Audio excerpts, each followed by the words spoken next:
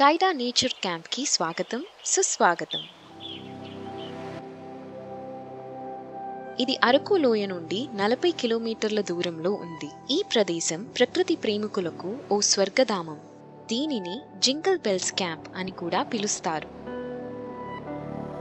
ఇది Andhra Pradesh tourism development corporation వారిచే 1996లో స్థాపించబడింది.